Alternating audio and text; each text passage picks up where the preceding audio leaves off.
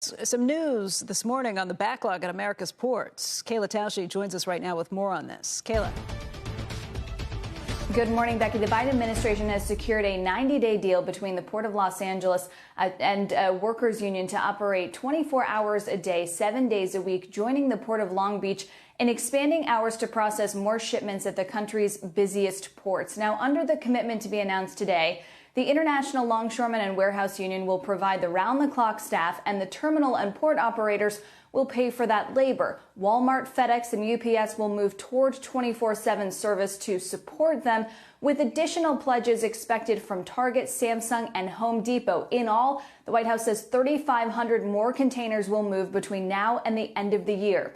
The White House today will be hosting labor groups, port executives, and those companies I just mentioned to bring attention to this issue. Senior administration officials say the moves won't solve the problem overnight and that they'll need more private sector help to continue. They'll need private companies to continue stepping up. They are looking next to trucking and freight rail companies to use incentives to expand their hours overnight. And these calls, of course, come as supply chain disruptions continue to hamper economic growth forecasts and drive prices of goods higher. As you guys were just talking about, White House officials have suggested that that trend may not begin easing until 2022. And Becky, when they can figure out some of these log jams. Kayla, what you just said was news to me. We talked about the story earlier, but this is only for the next 90 days, and then it's back to business as usual?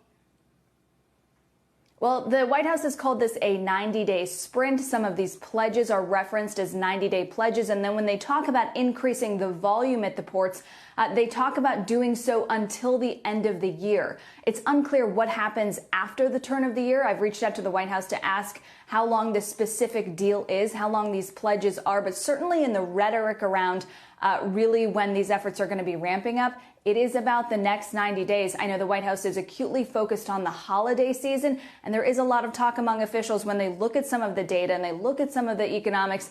They believe that some of these disruptions will start to ease at the beginning of next year.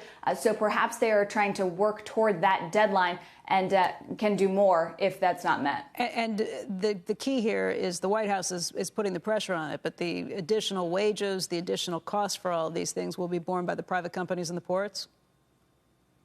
That's correct, Becky. And certainly senior administration officials are aware that there's a carrot-stick dynamic here. They say they're focused more on the carrot at this point, but the stick may come later.